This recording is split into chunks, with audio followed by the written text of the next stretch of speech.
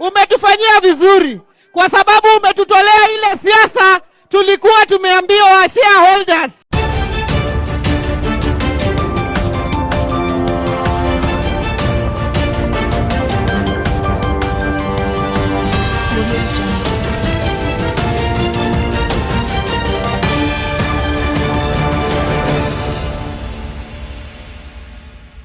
Yes, how are you everyone? How was your day? During William Ruto's visit to Nyanza, where he has gone at least to spend his 4 days, there are some battles which have been made against the Deputy President GACHAGUA. We all know that whenever a new wife comes into marriage, there are some ripple effects. We all saw when an idea was birthed of bringing the opposition in government, some cracks had emanated between the Deputy President GACHAGUA and the President William Ruto. Although I keep on telling people that GACHAGUA is the most laxist man because he has ever been in that, he has a boss who has ever been in that place.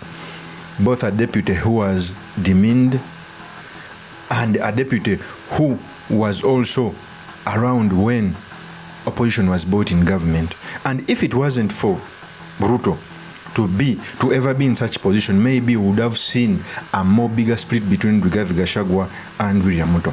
So during this visit to Nyanza, there are some tackles which were made by GLADYS WANGA against the Deputy President. Okay? And things start like this.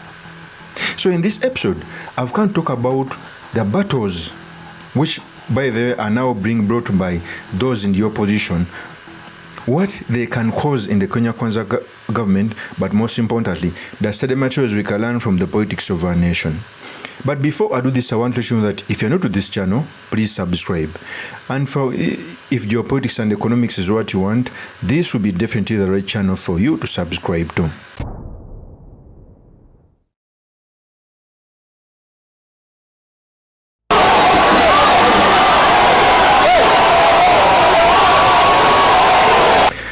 So we all know that William Ruto is in the Nyanza region. And I keep on telling people that William Ruto is a master of politics. In fact, the 4 presidents who have ever presided over Kenya is the smartest among all. He's a good orator. He knows how to make political decisions.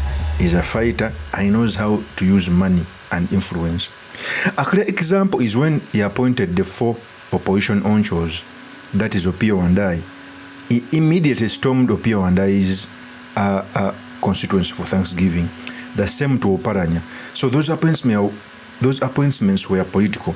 We all remember that when I announced Joho as CS, he stormed Mombasa. So by appointing a person who comes from a certain place and you storm their constituency, you are received in a big, in a good way. That's why he was able to pull that crowd. When he launched Raila's bid for the AU, he immediately launched the Nyanza tour.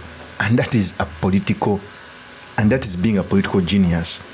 That William Ruto, the small and big achievements he has gotten, he brings them close to the people so that they can see. That's why even in those rallies, every person who was coming out to speak came out to thank him. But away from that, GLADYS WANGA, the governor of Homa Bay, came out and attacked GACHAGUA, saying he first thanked the president and went on to say that he stops tribal politics. We all know that when the Kenya Kwanza government came into power, GACHAGUA came out with a narrative of shareholding. One of the greatest weaknesses of GACHAGUA is sometimes speaking things as they are. GACHAGUA came out with a narrative of shareholding, but he's right, although it's not supposed to be said by the deputy president.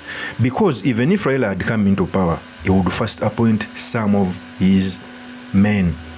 People like Joe had declared to be the Minister of Lands before even they got government. So any person who comes into power, of course, he must appoint his fellow people who helped him capture power.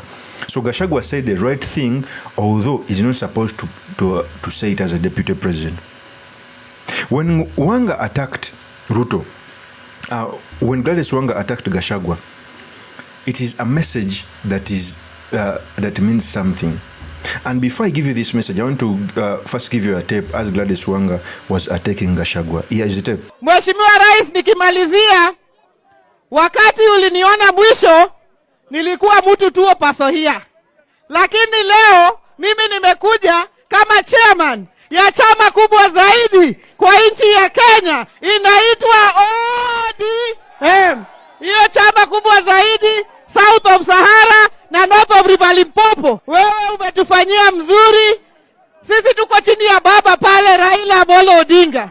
Umetufanyia vizuri kwa sababu umetutolea ile siasa tulikuwa tumeambiwa shareholders. Tulikuwa tumeshtuka sana tukajificha. Lakini umetutoa ukasema uunganishe nchi nzima. Asante sana. Mungu akubariki. That is GLADYS WANGA. First of all, you clearly see that GLADYS WANGA fired salvos to GACHAGUA. Before, the group which spoke in these rallies, especially from the ODM, used to attack RUTO.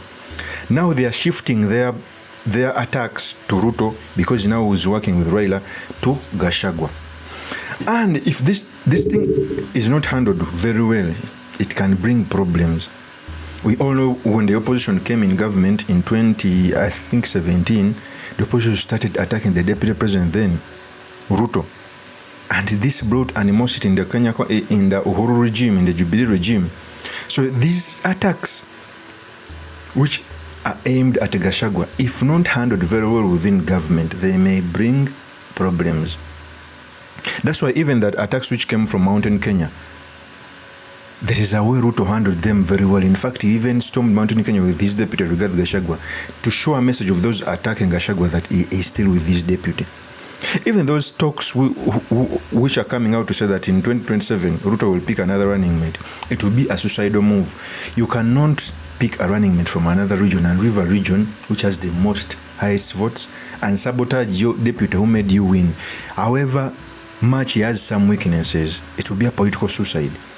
Okay, so these attacks, such attacks are going to come even more and more, because now RUTO is working with the opposition. So the opposition will try to shift a blame away from RUTO to GACHAGUA. These attacks should not be looked at in isolation.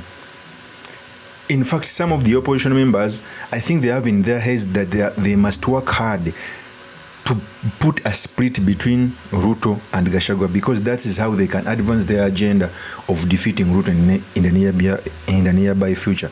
In fact, RUTO's win is cemented with Mountain Kenya. Even with that crowd, RUTO doesn't have a guarantee that it will get the support from Nyanza.